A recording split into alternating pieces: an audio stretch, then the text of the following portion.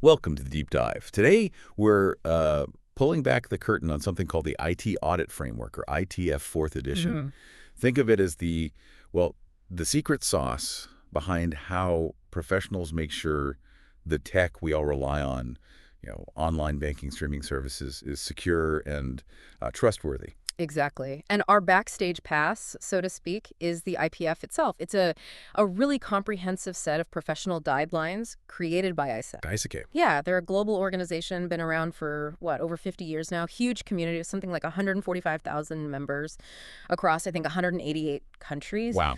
And they focus on the really critical stuff in today's digital world, keeping information safe, making sure IT is managed well, providing assurance that things work like they should, tackling risk and protecting privacy, really important areas. Definitely. So our mission today is really to pull out the key ideas from ITF, just enough to give you a solid understanding of IT audits. We're not going to get lost in super technical jargon, Right. but we want to give you insights into how these professionals operate.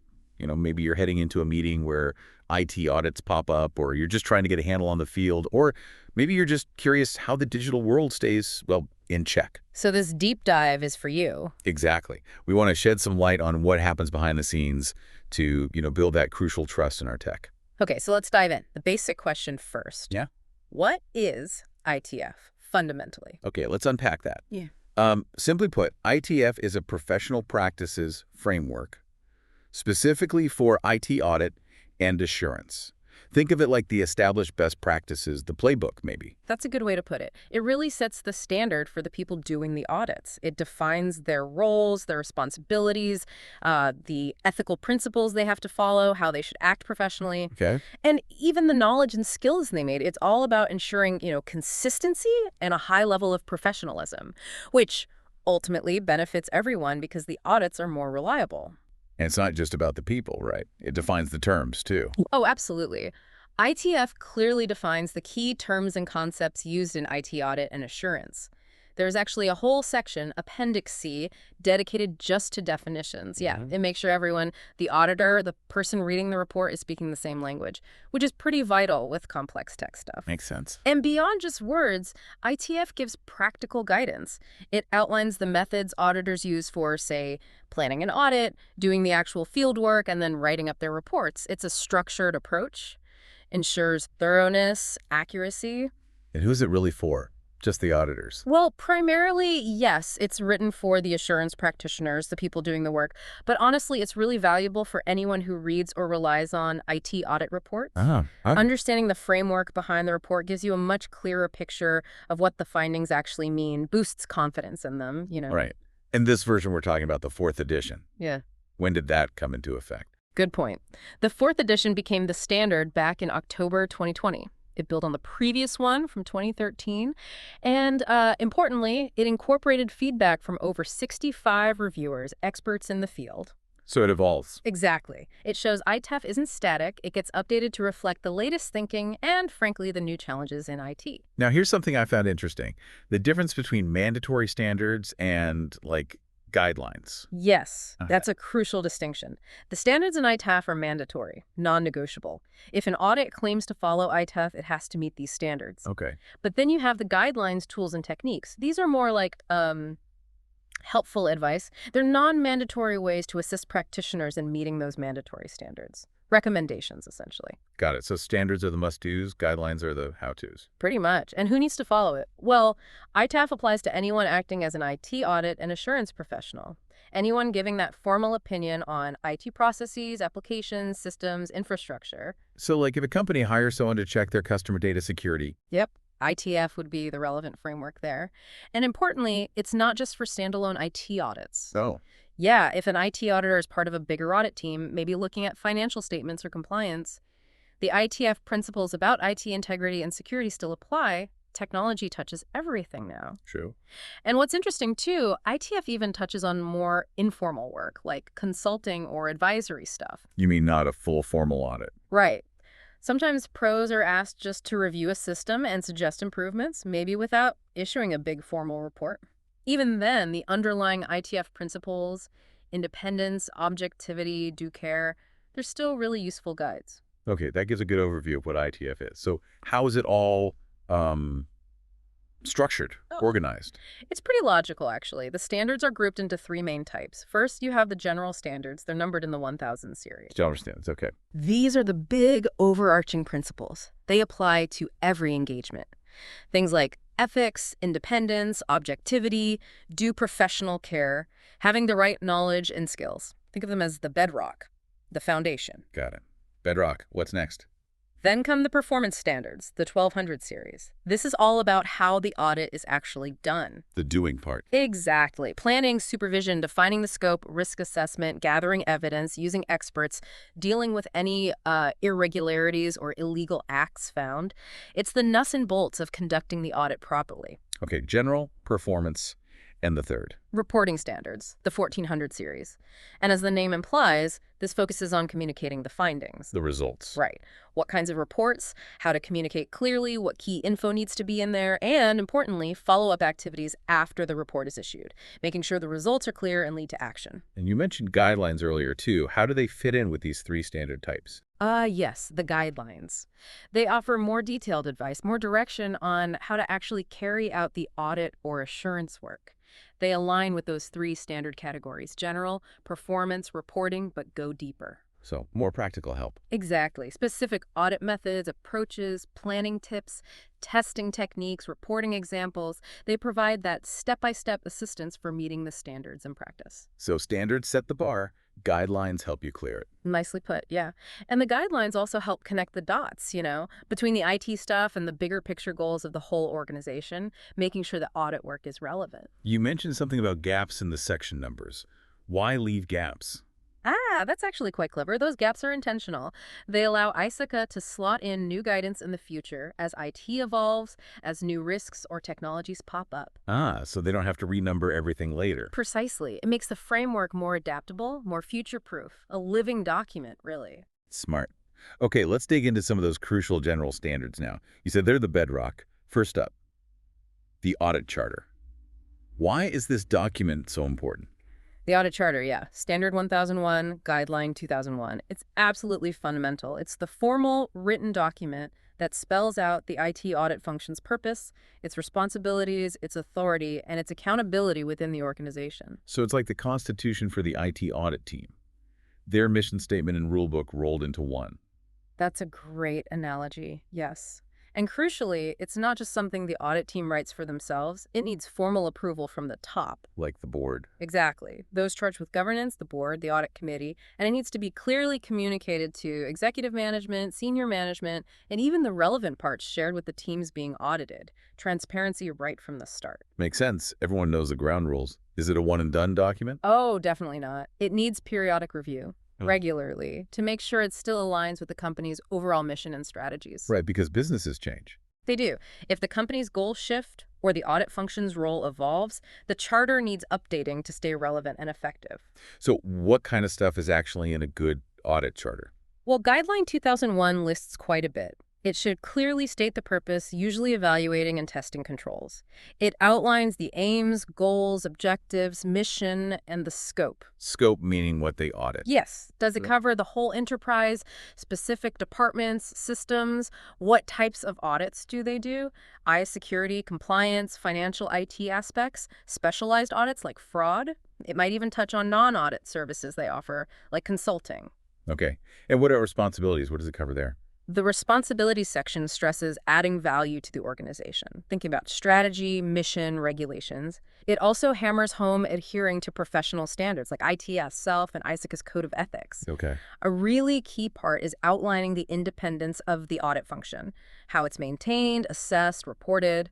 It also details the relationship with external auditors, coordination, access, sharing plans, avoiding duplication. And finally, it sets expectations for the auditees, the teams being audited, their responsibility to be available, cooperative, etc. Okay, the charter sounds pretty comprehensive. It really lays the groundwork.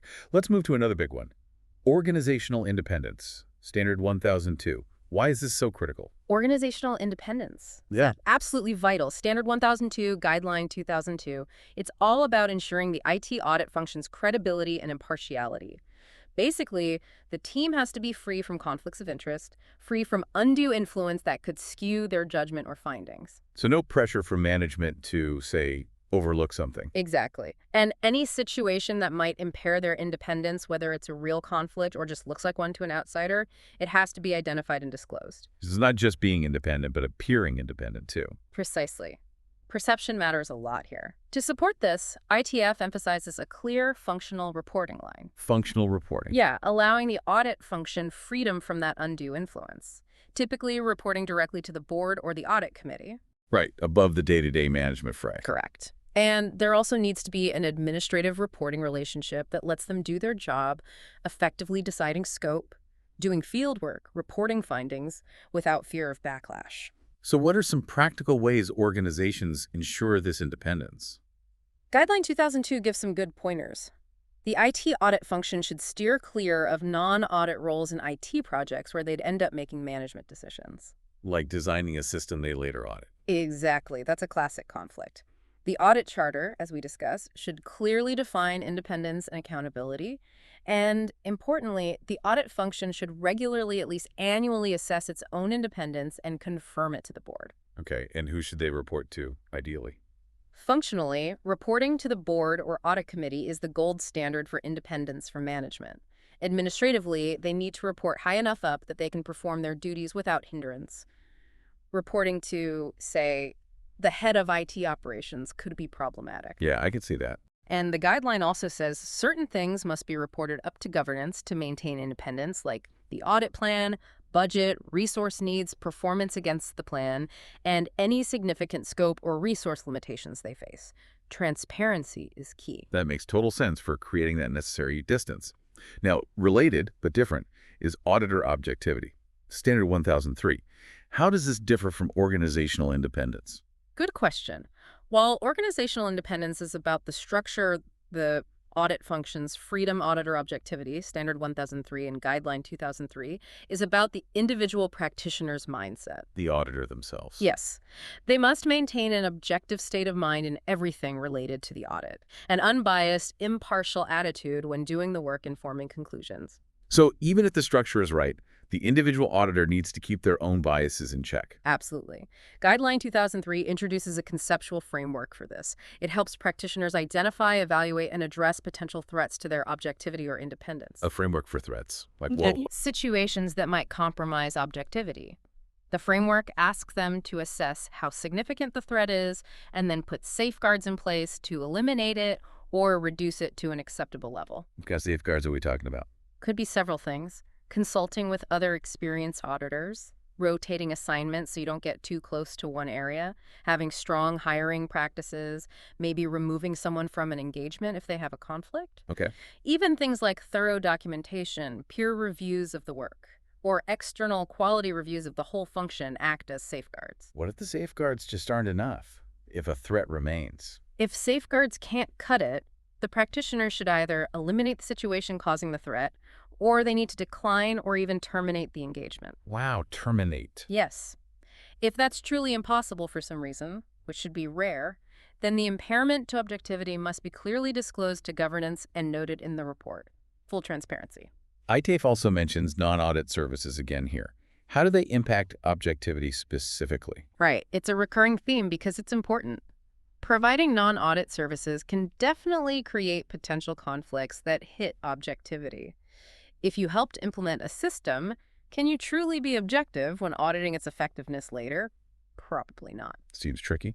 Guideline 2003 advises careful consideration before taking on non-audit work. Think about professional responsibilities, potential limits on future audits. Are any non-audit services generally okay? The guideline suggests things like routine advice on IT risks, and controls are usually fine, provided there are safeguards, but it flags services that typically do impair objectivity, Such as? like actually developing or operating key IT systems, designing the core controls for those systems, taking on management roles, making decisions, or giving advice that becomes the main basis for management decisions. Basically auditing your own work or making management calls. That's the core issue, yes. Again, the audit charter should ideally address whether non-audit services are even allowed, and if so, what kind. Any specific non-audit gigs need clear terms approved properly. If the charter is silent, any non-audit work needs formal reporting. Okay, let's move to reasonable expectation. Standard 1004. What's this about? Standard 1004, Guideline 2004. This one says practitioners must have a, well, reasonable expectation that the engagement can actually be completed according to the standards and result in a professional opinion or conclusion. So can we actually do this job properly? Pretty much. They need to reasonably expect the scope is sufficient to reach a conclusion and any limitations are identified and dealt with. It's about ensuring the audit is feasible and can deliver meaningful results, not just going through the motion. It involves management, too. Yes. There needs to be a reasonable expectation that management understands their obligation to provide the necessary information, timely, relevant access. Without that cooperation, you can't form reliable conclusions. Right. What if the auditor doesn't think they can complete it successfully? Or there are big limitations. Guideline 2004 says, tell IT audit management and governance immediately. Then either propose changes to the engagement terms to make it doable, or if that's not possible, just decline the engagement. Better to decline than do a bad audit. Absolutely. Ignoring major limitations leads to flawed audits, unreliable findings. No one benefits from that. What are some common limitations auditors run into? Oh, quite a few. Records or documents might be missing, key people unavailable, not enough time allocated, management restricting access to certain areas, Right. or the scope itself might be too narrow or maybe even too broad to be meaningful. Decentralized structures, lack of skilled auditors, reporting structure issues, third-party contract limits, delays getting docs, delays fixing old issues. It's a long list, potentially. And what if the terms need changing after the audit starts? Auditors shouldn't agree to changes without a valid reason, especially if the change reduces the level of assurance, like cutting the scope way back. That needs very careful consideration, documentation, and formal approvals. And any changes must be mentioned in the final report for transparency. Okay. Another big one. Do professional care. Yeah. Standard 1005. What does this mean day-to-day for an auditor? Standard 1005, Guideline 2005. This is about exercising diligence and, well, professional care in everything they do. Adhering to ISACA's Code of Ethics is central here. Ethics, okay. High standards of conduct, avoiding actions that discredit the profession, and crucially, protecting privacy and confidentiality. Never using audit info for personal gain or disclosing it improperly unless legally required. So acting ethically and responsibly. Yes, fundamentally. But it's important to note, due care means reasonable skill and competence, not perfection. Auditors aren't infallible. Right. They're expected to approach work with professional skepticism, a questioning mind, plus diligence, integrity, care, maintaining competence, objectivity, independence in fact, and appearance. What specific things show due professional care? Guideline 2005 highlights being alert for potential issues. Inefficiencies, misuse of resources, errors, scope limits, incompetence, conflicts of interest, even fraud indicators. Staying current with standards is key. So it covers the whole audit life cycle. Absolutely. Planning, setting scope, conducting tests, evaluating results, documenting everything thoroughly, concluding, reporting, follow-up. It involves considering resources, risk significance, getting enough good evidence, knowing how much to rely on others' work. It's about integrity, understanding, and that healthy skepticism throughout. Got it. Let's shift to proficiency. Standard 1006. What level of expertise is needed? Standard 1006, Guideline 2006. This says the audit practitioners, collectively as a team, must have the professional competence needed for the work. The team as a whole. Yes, they need adequate knowledge of the subject matter for their roles. And crucially, it's not a one-time thing. Competence must be maintained through ongoing professional education, training, CPE. So continuous learning is baked in. Absolutely essential. Professional competence is defined as the skills, knowledge, expertise gained through education and experience. IT audit management needs to communicate the expected competence levels for different roles, review them periodically. Okay. They also need to ensure competent resources are actually available before starting an audit and that team members have the right skills for their assigned tasks. What if an individual auditor feels out of their depth on a specific task? Standard 1204 actually addresses that. Practitioners should only accept tasks they know they can handle or reasonably expect to learn during the engagement, or if they'll be directly supervised by someone who does have the expertise. Quality control, basically. Makes sense. How does the function ensure everyone stays proficient? Guideline 2006 talks about continuous monitoring and periodic evaluation of skills, identifying gaps and addressing them with training, CPE. If they outsource work or use external experts, they have to verify their competence too and review it periodically if it's ongoing. And certifications help here, like CSIS. Yes, professional certifications like CISA Certified Information Systems Auditor are widely recognized indicators of individual proficiency. They demonstrate a certain level of knowledge and commitment. Okay, nearly through the general standards. Just two left. Assertions 1007 and criteria 1008. Yeah. Let's tackle assertions first. What are they in an IT audit context? Standard 1007, Guideline 2007. Assertions are basically statements or declarations about whether the thing being audited, the subject matter, meets the established criteria. So they're the claims being tested. Exactly. They're the key things the audit aims to provide assurance on for the report user. Before starting, auditors need to review these assertions. Are they auditable, sufficient, valid, relevant to the objectives? Can you give some examples of common IT audit assertions? Sure. Things like confidentiality is access restricted properly. Completeness is everything recorded. Accuracy is the data correct. Integrity, can the information be trusted, not tampered with? Availability, are systems up when needed? Compliance, are rules and regs being followed? Reliability, are processes dependable? Okay, and how do assertions link to deciding whether to even take on an audit? Well, a fundamental precondition for accepting an engagement is that management understands their responsibility to provide all the necessary information related to the subject matter and those assertions. Management has to play ball. Right. If auditors think management won't provide the info, maybe based on past experience, they should seriously reconsider taking the job. Got it. Now, criteria. Standard 1008. How do these relate to assertions? Standard 1008, Guideline 2008. Criteria are the benchmarks, the standards used to assess the subject matter. They're what the assertions are evaluated against. The yardstick. Precisely. Criteria need to be objective, not opinion-based, complete, relevant, reliable for consistent measurement, measurable, understandable, widely recognized or authoritative, and understood by report users. So if the assertion is our data is secure, the criteria might be specific controls from, say, ISO 27001 or NIST standards that define how security is measured. That's a perfect example, yes. When selecting criteria, auditors consider suitability, acceptability, and the source. Laws and regulations are often a starting point. But for things like change management or general IT controls where specific laws might not exist, other relevant criteria are needed industry practices, maybe. Okay. What makes criteria suitable and acceptable? Suitable criteria, according to Guideline 2008, are objective, complete, relevant, reliable, measurable, and understandable. Acceptable criteria are recognized, authoritative, and publicly available, or are made available to all users, may be referenced in the report if not public. Where do auditors find these criteria? The guideline suggests sources, sort of in order of preference. ISACA's own materials first, then other expert bodies, then laws and regs. Criteria developed without due process need caution. And finally, criteria developed just for that specific audit. These need extra care to ensure they're suitable and not misleading. If the auditee develops them, maybe get external confirmation. And criteria might change during the audit. They might need adjustment, yes, as more information comes to light during the audit process. It's iterative sometimes. Okay, wow. We've really covered those general standards in depth.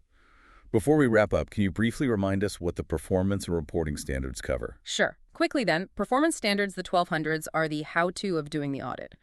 Risk assessment during planning, scheduling, planning individual jobs, supervising the work, gathering and evaluating evidence, using experts, handling irregularities or illegal acts. The roadmap for execution. The doing. Got it. And reporting. Reporting standards 1400s focus on communicating the findings, what needs to be in the report, making sure findings are backed by evidence, and importantly, the follow-up after the report is issued, monitoring management's actions on recommendations, ensuring clear communication and action. This has been incredibly insightful, a real deep dive into ITF and those crucial general standards. So to summarize, what are the key takeaways for listeners? I think the main thing is that ITAF provides this really robust, structured, principled way to do IT audits. It heavily emphasizes fundamentals like independence, objectivity, due care, proficiency. The bedrock stuff we talked about? Exactly. And it stresses having clear criteria, the yardsticks, and clear assertions what's being measured. Ultimately, it's a framework designed to build and maintain trust in the tech systems and processes we all rely on. And for our listeners, even if you're not an auditor, understanding these principles gives you a valuable window into how organizations try to ensure their tech is secure and reliable. It's a framework for understanding that assurance process. Which maybe leads to a final thought for people to chew on. How do these principles, independence, objectivity, which are so critical in IT audit, How do they relate to the bigger challenges we face with information integrity and just general trust in our digital world? Are there parallels in other fields where unbiased assessment is just as vital? What are the implications of having or not having a strong IT audit framework for the reliability of the technology that shapes so much of our lives now? Definitely some important things to consider. Food for thought indeed. If you are interested in digging even deeper, we really encourage you to check out the ISA website. Lots more resources there. Absolutely. Well, thank you for joining us for this deep dive. My pleasure.